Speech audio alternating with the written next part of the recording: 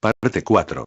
Seguimos con el tema. Textos usados por el cristianismo para apoyar el dogma que la Torá fue abolida. Un pasaje muy usado por los cristianos que dicen que Yeshua vino a abolir la ley, se encuentra Meir, Marcos 7, 19, pues no entra en su corazón, sino en el vientre, y sale a la letrina, esto decía declarando puros todos los alimentos. Veamos primero la posición cristiana al respecto. Levítico capítulo 11 enlista las restricciones dietéticas que Dios le dio a la nación de Israel. Las leyes dietéticas incluían prohibiciones de comer cerdo, mariscos, casi todos los insectos y otros varios animales. Las reglas dietéticas nunca tuvieron la intención de ser aplicadas a nadie más que Israel. Más tarde, Jesús declaró limpios todos los alimentos, Marcos 7, 19. Dios les dio una visión al apóstol Pedro en la cual él le declaró concerniente a los antes declarados animales impuros, lo que Dios limpió, no lo llames tú común, Hechos 10, 15. Cuando Jesús murió en la cruz, él puso fin a la ley del Antiguo Testamento, Romanos 10, 4. Gálatas 3, 24, 26. Efesios 2, 15.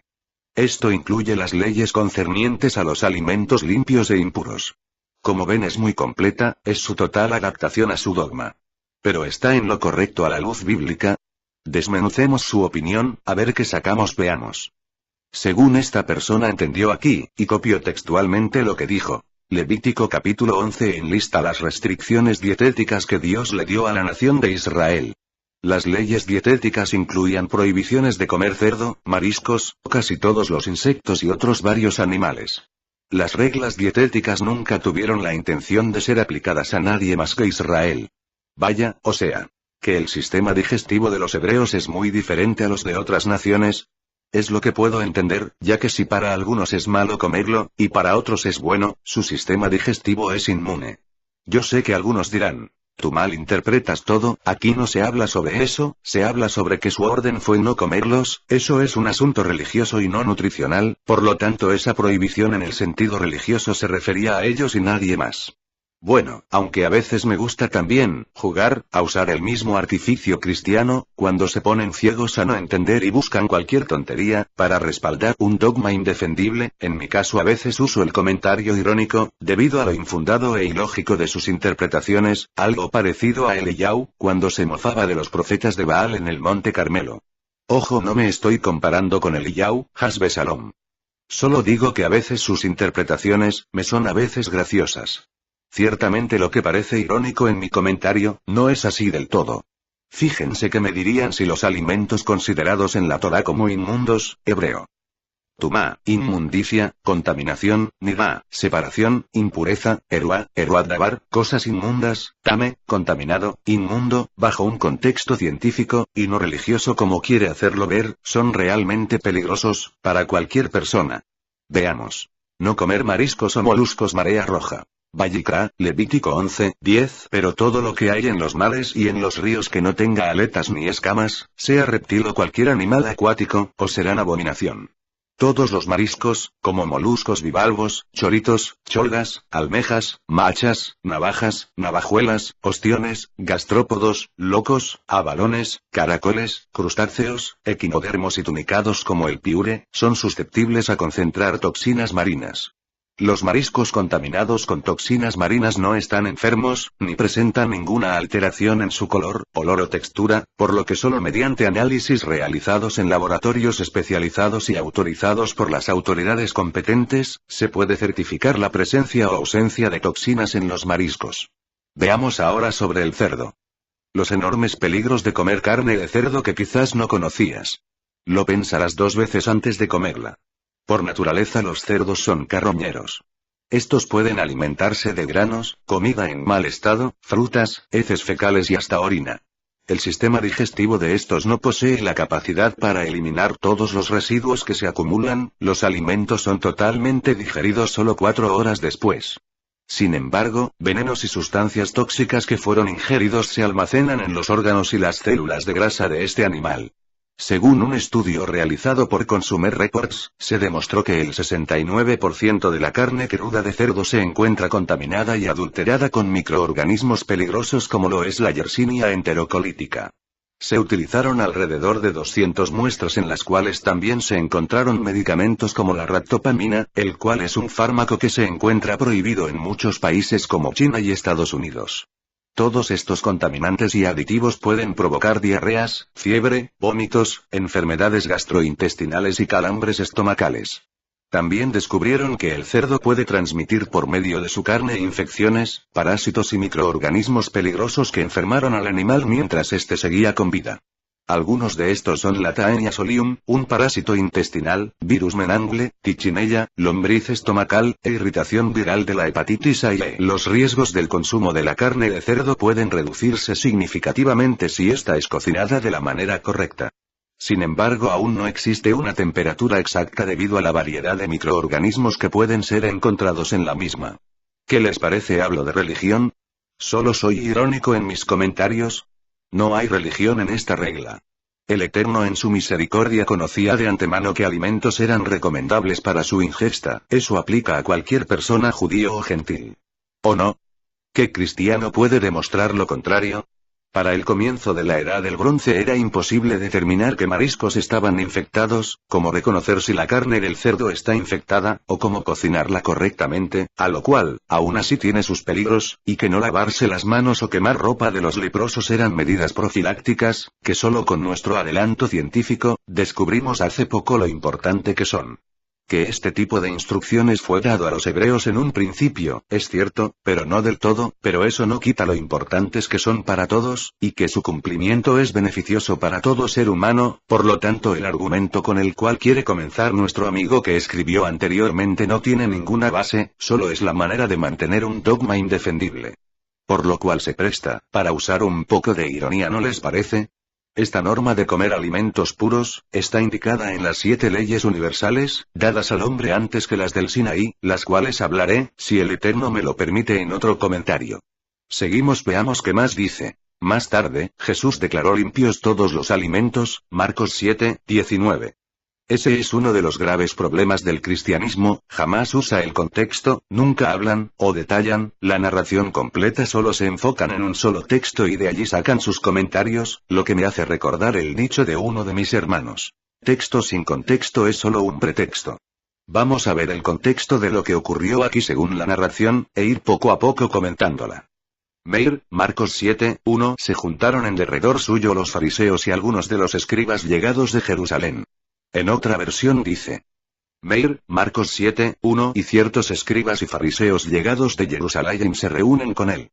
Amigos, en comentarios anteriores de Yeshua abolió la Torá, indiqué que había dos tipos de fariseos importantes en la época de Yeshua, unos eran de la escuela de Hillel, y los otros eran de la escuela de Shammai. También sabemos que lo que aceptaba una, no lo permitía la otra. En este caso Shammai era terriblemente radical aplicando halajá, a los estatutos de la Torá, mientras Hillel era más humano, donde la vida, y el amor al prójimo estaba por cualquier halajá en contra. Como vemos, los posibles escribas y fariseos, eran de la escuela de Shammai, con el cual Yeshua sostuvo muchas palabras fuertes, ya que no cumplían con la halajá correcta, al interpretar el mandamiento.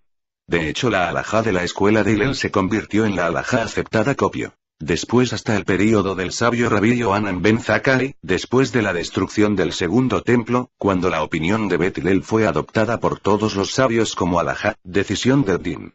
Por fuentes rabínicas se conoce lo siguiente. Dijo Rabí Abba, dijo Rabí Shmuel. Durante 3 años la casa de Shammai y la casa de Hillel mantuvieron disputas. Unos dicen, la halajá es como nosotros la interpretamos.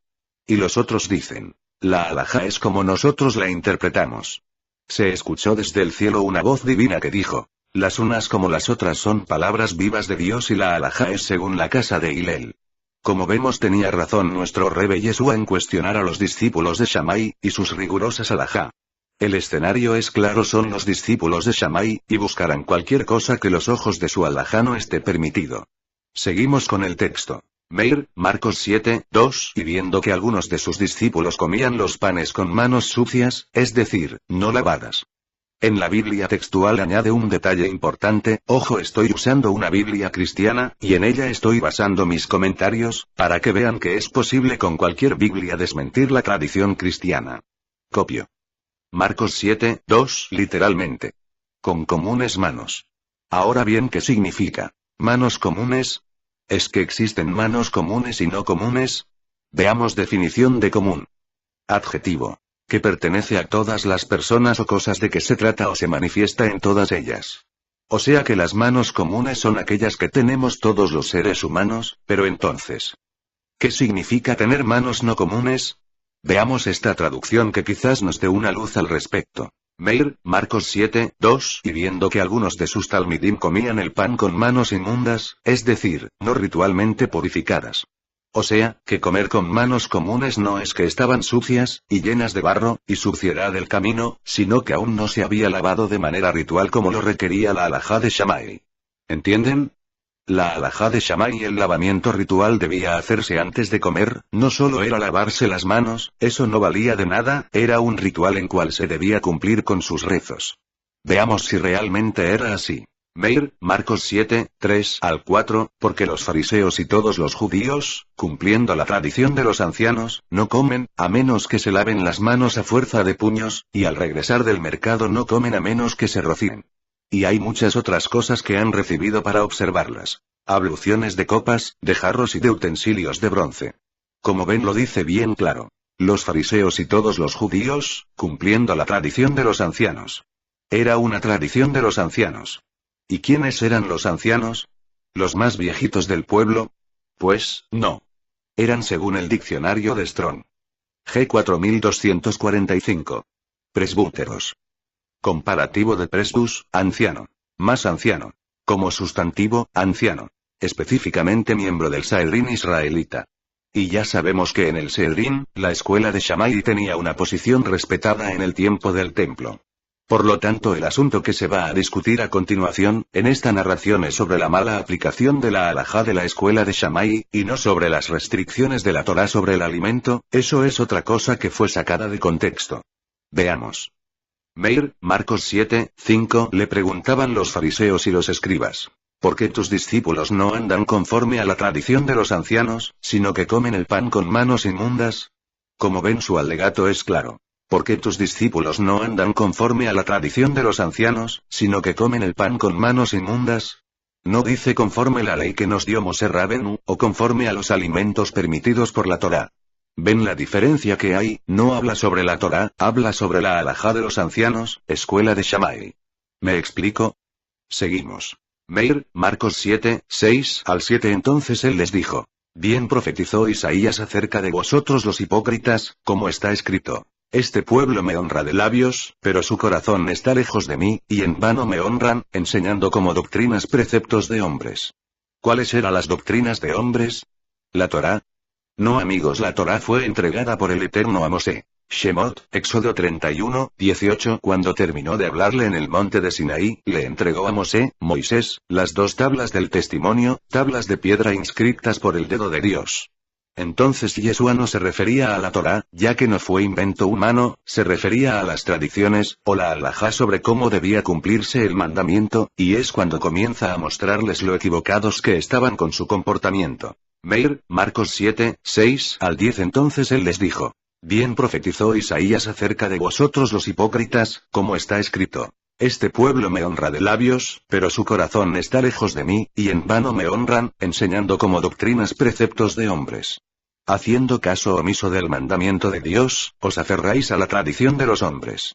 Les decía también. Qué bien invalidáis el mandamiento de Dios para establecer vuestra tradición.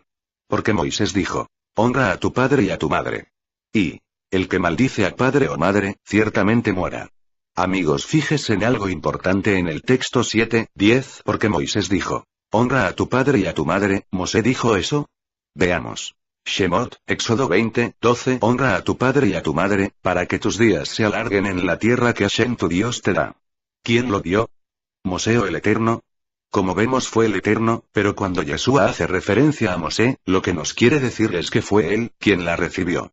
Por lo tanto hay una clara diferencia en Yeshua, en cuanto a referirse a la halajá. Vuestras tradiciones o tradiciones de los ancianos, o mandamientos de hombres, en contraposición de la Torá. Mosé, mandamiento de Dios. Como ven, una no tiene nada que ver con la otra. Una es la tradición de los ancianos, sabios, los que indicaban la halajá, al mandamiento, y otra es la Torá escrita entregada a Mosé. Seguimos. Meir, Marcos 7, 11 al 13. Pero vosotros decís: si un hombre dice al padre o a la madre: cualquier cosa con que pudieras beneficiarte de mi parte es corbán, es decir, una ofrenda, ya no lo dejáis hacer nada por el padre o por la madre, invalidando la palabra de Dios con vuestra tradición que transmitís, y hacéis muchas cosas semejantes a estas. Amigos, esta alajá, que no era un mandamiento escrito en la Torá, era una condena a los padres, o sea que el corbán, que no es otra cosa, les copio. G 2878. Corbán y corbanás, de origen hebreo y caldeo respectivamente. H 7133. Ofrenda votiva y la ofrenda. Presente consagrado. Presente consagrado, o sea que no había forma ni manera que esa persona se volviera de esta obligación, era una absoluta locura hacer este tipo de promesa o juramento. Y la escuela de Shammai lo aceptaba sin cuestionarlo. Yeshua fue enérgico a cuestionar tal actitud, ya que no refleja el espíritu de la Torá de honrar a tu padre y madre. Como vemos, Yeshua es claro, no critica la Torá, critica a la escuela en cuestión y su alajá. Seguimos. Meir, Marcos 7, 14 al 15. Y llamando otra vez a la multitud, les decía: oídme todos, y entended. Nada hay fuera del hombre que entre en él y lo pueda contaminar, sino las cosas que salen del hombre son las que contaminan al hombre. Meir, Marcos 7, 16, omitido por no aparecer en los textos antiguos, posible interpolación. Ahora, sabiendo cuál es el contexto, podemos dar respuesta a nuestro amigo cristiano, que cree que Yeshua abolió las reglas sobre los alimentos permitidos. ¿De qué estaba hablando Yeshua anteriormente? ¿De los alimentos? ¿O de las tradiciones rabínicas que contradecían el espíritu del mandamiento? Como vemos, Yeshua nunca habló de los alimentos, por lo tanto su mensaje final fue una parábola o masal midrásico en hebreo, a lo que estaba cuestionado, no a que derogara la Torá sobre los alimentos. ¿Cómo sabemos que era un masal midrásico, o parábola? El texto lo dice. Meir, Marcos 7, 17. Y cuando entró en casa, apartándose de la multitud, sus discípulos le preguntaban acerca de la parábola. Y definimos parábola, según el diccionario: narración breve y simbólica de la que se extrae una enseñanza moral. O sea que es simbólica en la cual se extrae una enseñanza moral. ¿Una narración simbólica se puede interpretar como textual? No. Y ese es el grave problema de nuestros amigos cristianos: no saben definir cuándo es textual, o simbólico, o antropomórfico, o metafórico. Para ellos todo es igual, y lo meten todo en un mismo saco. El sentido de la parábola, conocida en judaísmo como masal midrásico, solo se hace para extraer una enseñanza moral. El uso de interpretación textual en la narración de un masal midrásico es un grave error de interpretación, pues nunca va a entender nada. Veamos la explicación de Yeshua sobre el midrash a los discípulos que aún no entendían, ya que si fuera textual lo que dijo Yeshua, ellos, los discípulos, solo dirían: desde mañana comeremos cerdo en el almuerzo y problema resuelto. Veamos esto usando la lógica y las herramientas literarias. Meir, Marcos 7, 18 al 23. Y les dice: ¿así que también vosotros estáis sin entendimiento? ¿No comprendéis que todo lo que de fuera entra en el hombre no puede contaminarlo, pues no entra en su corazón, sino en el vientre, y sale a la letrina? Esto decía declarando puros todos los alimentos. Y decía: lo que sale del hombre es lo que contamina al hombre. Porque de dentro, del corazón de los hombres, salen los malos pensamientos, fornicaciones, hurtos, homicidios, adulterios, avaricias, maldades, engaño, sensualidad, envidia, maledicencia, soberbia, insensatez. Todas estas maldades salen de adentro y contaminan al hombre. Este texto tiene detalles importantes, veamos. 1. Nótese que el verso 7, 19 al final los traductores la encerraron en un paréntesis, por lo que es una supuesta explicación del texto en cuestión. El uso del paréntesis se debe a una expresión aclaratoria insertada dentro de un pasaje, con el que no guarda relación gramatical. La pregunta es: ¿quién insertó ese comentario en el texto? Ya que Yeshua en su discurso no dijo tal cosa, por lo que podemos decir que es una nota del copista, que claramente era cristiano, y creía que la ley de los alimentos fue abolida aquí. 2. Yeshua nunca habló de alimentos, solo de las tradiciones alajá equivocadas de los rabinos, escuela de Shammai, pero ahora en su midrash hace una comparación simbólica para enseñarnos que el corazón nos puede contaminar, y no los alimentos. Pero ¿por qué dice eso? Recordemos por qué comienza el debate. Meir, Marcos 7, 2. Y viendo que algunos de sus talmidim comían el pan con manos inmundas, es decir, no ritualmente purificadas. Vemos que el debate no comienza por los alimentos en sí, sino por las manos que no había recibido el rito de lavamiento, se podía haber lavado con cualquier jabón antibacterial. Para que me puedan entender, eso solo un decirlo del jabón antibacterial, ya que, si no se había lavado ritualmente entonces eras inmundo, y contaminabas lo que comías, y te contaminabas espiritualmente. ¿Entiende? Eso de lavamiento ritual es algo común hoy en día en el judaísmo, incluso hay congregaciones mesiánicas en las cuales colocan un recipiente en agua para el lavamiento ritual de las manos, antes de entrar a la congregación. Les copio algo del Sidur Birkat Shlomo donde indica un procedimiento ritual, si lo tiene por favor léalo. Y la bendición debe ser la siguiente. Bendito eres tú, eterno, Dios nuestro, soberano del universo, que nos ha santificado con sus mandamientos y nos ha ordenado con respecto al lavamiento de manos, página 3. Yeshua nos dice que los alimentos no te pueden contaminar, ya que estaban comiendo alimentos que eran legales según la Torá. ¿Estaban comiendo cerdo, o mariscos o moluscos? No. Estaban comiendo alimentos permitidos, limpios según la Torá, por lo tanto no hacía falta ningún lavamiento ritual, que no debe confundir con higiene, para hacerlo más puros de lo que ya eran. ¿Entienden? Ahora bien, ¿qué contamina al hombre, los alimentos ya decretados como puros según la Torá? ¿O las enseñanzas, donde se enseñaba a violar el mandamiento? Como vemos Yeshua la enseñanza moral de la parábola, Midrash, no es sobre si te va a dar tal o cual enfermedad, sino que es lo que contamina al hombre espiritualmente. Los malos pensamientos, fornicaciones, hurtos, homicidios, adulterios, avaricias, maldades, engaño, sensualidad, envidia, maledicencia, soberbia, insensatez. ¿Son producto de ingesta de alimentos? Cualquiera en su sano juicio diría que no. Los alimentos que son limpios según la Torá no necesitan más purificación, y por lo tanto el comerlos sin el ritual de lavamiento no te van a contaminar espiritualmente, ya que van a la letrina y no van al corazón. Pero el corazón sí se contamina por tus malas acciones, por tu falta de tolerancia, por enseñar que la Torá fue un error del Eterno, en un principio, ya que debe ser según tu dogma. Es que estaba distraído, y dio estatutos sin control y sin ningún fin, que no tenía nada que hacer. ¿Y vino el Dios cristiano Jesús a corregirlo? Es totalmente fuera de todo contexto bíblico sobre la deidad del Eterno, eso amigo cristiano sí contamina. ¿Qué tipo de Dios es ese que cambia según cómo amanece? No hermanos. El Dios que yo creo es inmutable. Bemidbar, Números 23, 19 dice. Dios no es hombre, para que mienta, ni hijo de hombre para que se arrepienta. Él dijo, y no hará. Habló, y no lo cumplirá. Si usted quiere creer en un Dios caprichoso, en la mitología griega hay muchos de dónde escoger. Vaya allá, busque uno. No busque ese tipo de actitud en el Eloá de Israel. Seguimos con esta última parte del argumento cristiano. Dios le dio una visión al apóstol Pedro en la cual él le declaró concerniente a los antes declarados animales impuros, lo que Dios limpió, no lo llames tú común, Hechos 10, 15. Vaya, como siempre nuestro amigo nunca usa el contexto, ni su mismo contexto en su opinión, ni eso respecta, se lo salta por completo, vamos a recordarle su contexto en el comentario. Más tarde, Jesús declaró limpios todos los alimentos, Marcos 7, 19. Amigos cristianos, ustedes que creen que Jesús es Dios, y según ustedes los discípulos ya lo sabían también, pero vemos un Pedro o Kefas desobediente en pecado, en total rebeldía, pues nunca acató la orden de su Dios, Jesús según ustedes.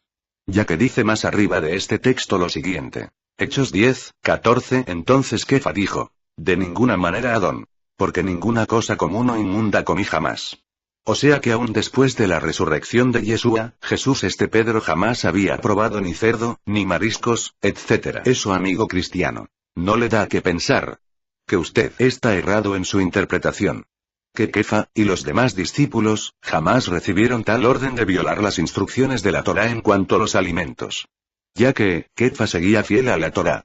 Primero lo que sucede aquí es, que es una visión, y toda visión en su mayoría la conforman imágenes alegóricas para darnos un mensaje. Recuerdan el sueño de Faraón, y como Yosef con la ayuda del Eterno le da interpretación, no que eran vacas, ni gordas ni flacas lo que vendrían, si lo ve de manera textual, fueron años representados por las 7 vacas, por lo tanto en esta visión no habla de animales, y alimento alguno, su enseñanza habla sobre los no judíos, de los cuales en esa visión se le estaba informando que era permitido llevarle el mensaje del Masías, porque los judíos le era abominable juntarse con un gentil pagano, adorador de ídolos, y mucho menos ir a su casa a hablar de Torah, con alguno de ellos. ¿Entiende? El Eterno le dice: no los llames más inmundo. No tiene nada que ver con interpretaciones textuales sin contexto de alimentos, eso es una pésima interpretación a lo que el pasaje bíblico dice. Bueno, hasta aquí, con esto, ya que lo demás no hace falta comentarlo pues se cae por su propio peso. Que la gloria y el honor sea para el Kadosh Baruj Hu, por siempre y para siempre. Amén. Shalom a todos.